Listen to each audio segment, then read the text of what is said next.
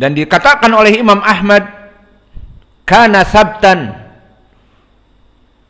makana asbatahu la yakadu yukhti, sahihul kitab dhabitan lil hadis kaisan saduqan. Maka ini tautsik yang sangat jelas dari Imam Ahmad yang kembali kepada hafalannya dan kembali kepada kitabnya. Maka perlu diketahui seorang muhaddis dia mempunyai dua hifdz. Pertama, hifdzu al-kitab, dan ini harus.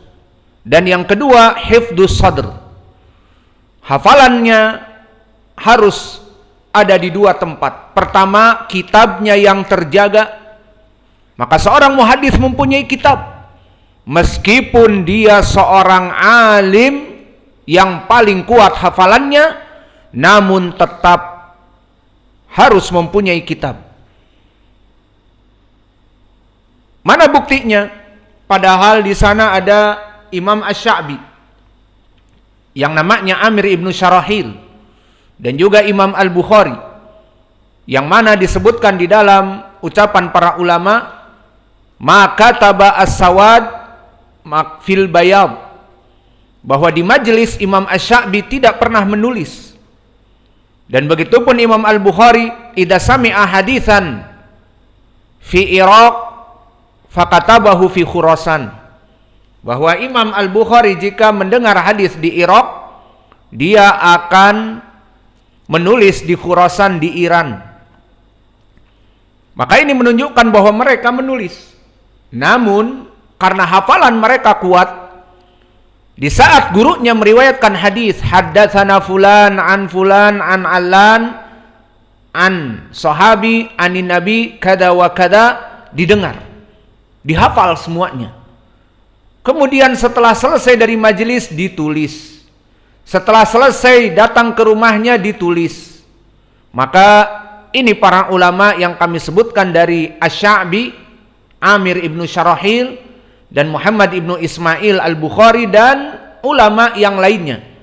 Maka mereka menghafal di majelis dan mereka menulis kitab di dalam daftarnya dari apa yang dia dengar dan dia hafal. Maka seperti itulah keadaan ahlul hadis, baik seorang imam hafalannya ataupun pas-pasan, maka dia harus mempunyai kitab. Maka di dalam hadis juga disebutkan quyidal ilma bil kitab, maka ikatlah ilmu itu dengan tulisan. Dan ini juga masyhur dari aqwal as-salaf. Maka tulisan itu yang akan menjadi bahan bagi kita di saat kita membutuhkan. Karena al-hifdzu khawan, hafalan itu kadang berkhianat. Maka jangan mentang-mentang ana hafal, kemudian dia sombong, tidak menulis dan tidak peduli dengan apa yang dia dengar dan dia hafal untuk dicantumkan kepada kitabnya.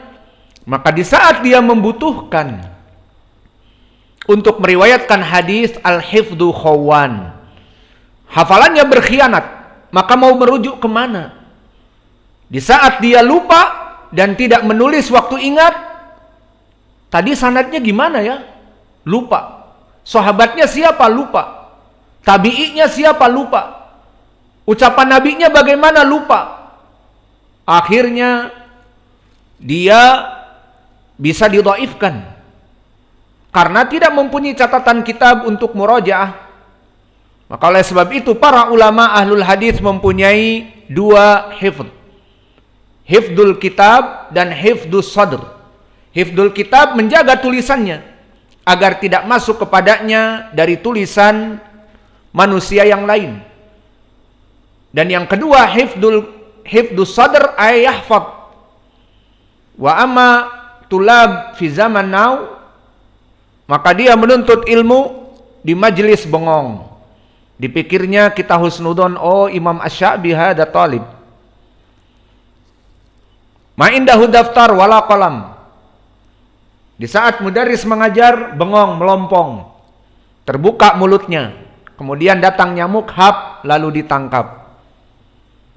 Ternyata setelah dia pulang, kita husnudzon bahwa dia akan menulis. Ternyata pulang, membuka HP-nya, main game. Maka tipe penuntut ilmu seperti apa? Sudah di majelis tidak mendengar dan tidak menulis. Di rumah pun disibukkan dengan perkara-perkara yang melalaikan.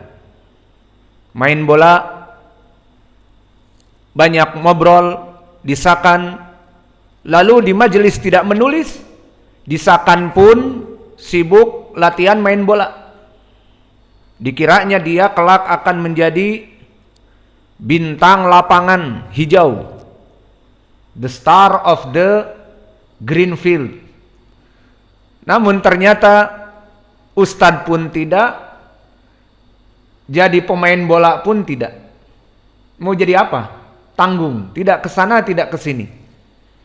Maka please, para tulabul ilm mempunyai kitab, ditulis apa yang dia dengar dari gurunya, karena itu yang akan bermanfaat.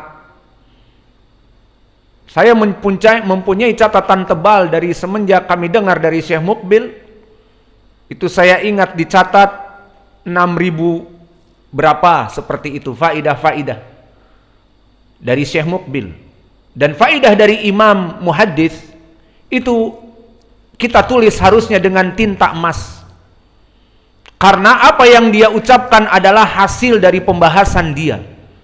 Yang kalau kita membahas seperti yang dia ucapkan, mungkin akan duduk di maktabah 2 hari 2 malam begadang.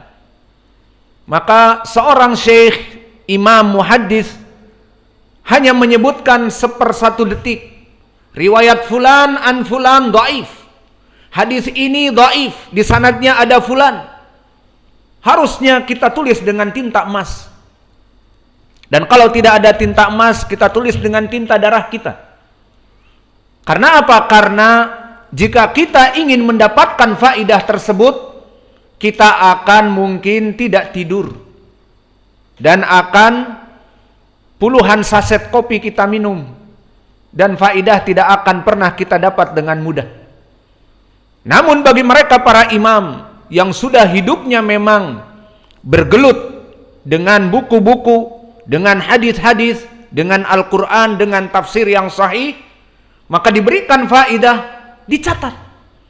Bukan seperti para tulabul ilm, diberikan faidah, bengong, sampai ke rumah pun dilempar kitabnya, dan ngobrol, dan main bola, dan sebagainya, maka tidak tahu apa yang dia lewatkan tadi adalah faidah emas. Maka jika kita rujuk kepada ucapan-ucapan Syekh Mukbil yang ada pada catatan kami, setelah sekarang kita menjadi da'i, setelah sekarang kita butuh kepada mengajar dan mengajar, butuh waktu cepat, subhanallah. Itu ternyata faidah yang aku tulis nomor 293 yang menyebutkan bahwa periwayatan Qatadah jika diriwayatkan dari muridnya Syu'bah, maka ihtimal alat tisol. Kita jika membahas seperti itu mungkin akan duduk berhari-hari seperti kami sebutkan. Maka hanya menulis 1/10 detik riwayat Syu'bah an Qatadah memberikan faidah periwayatan Qatadah dengan an-anah ihtimal alat tisol. Selesai. Kenapa? Karena hasil dari research, hasil dari penjelajahan ilmu, eksploitasi dan eksplorasi dari kitab-kitab di maktabah, dan bahkan hasil dari kumpulan bahasnya dia.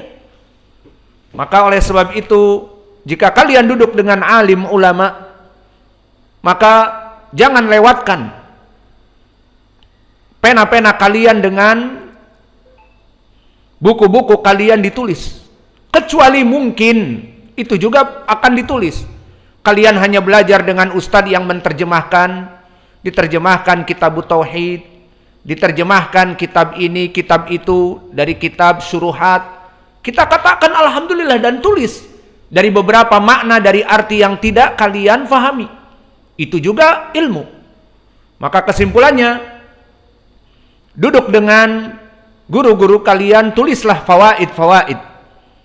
Maka di sini kesimpulannya Imam Ahmad memuji bahwa dia dari segi hafalan, maka na asbatuhu la yakadu yukhti'u. Maka saking kuatnya hafalan dia seakan-akan tidak pernah salah.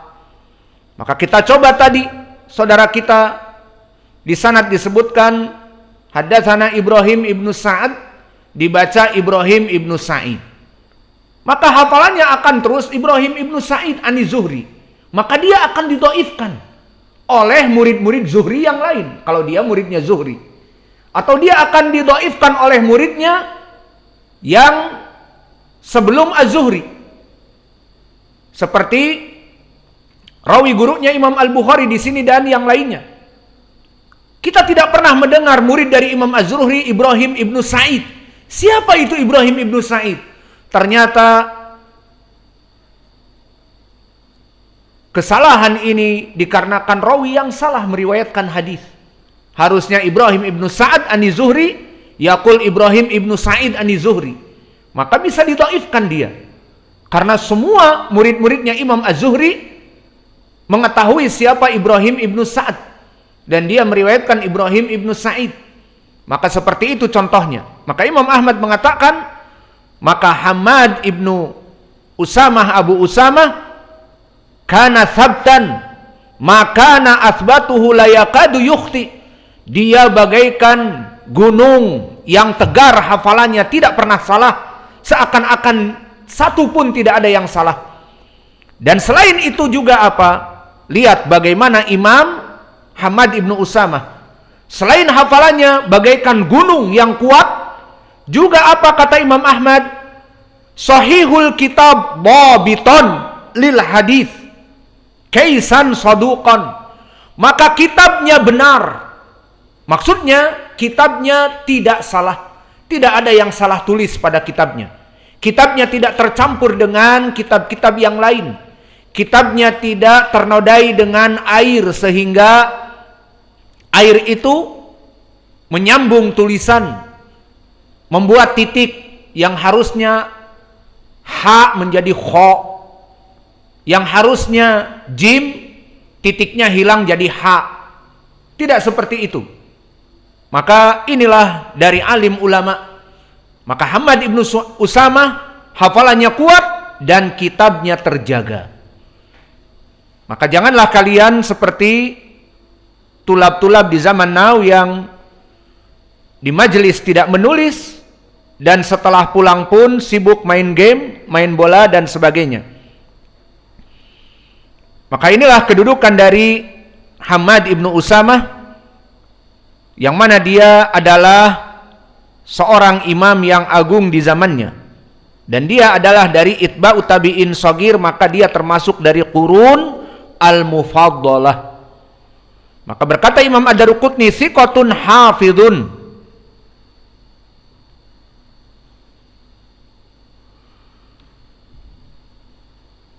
Dan berkata Muhammad ibnu Sa'ad, thiqatun ma'mun kathirul hadis. Kemudian meriwayatkan dari Buraid. Maka siapa Buraid? Maka Buraid dari cicit sahabat Abu Musa al-Ash'ari. Dan di sini dia akan meriwayatkan dari kakeknya dan meriwayatkan dari kakeknya dalam keadaan sahih. Berkata Buraid, dan dia adalah Buraid ibni Abdillah ibni Abi Burdah.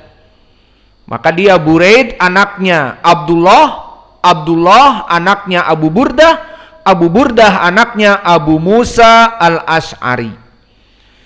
Maka di sini dia meriwayatkan dari kakeknya Buraid ibni Abdillah ibni Abi Burdah, meriwayatkan dari kakeknya.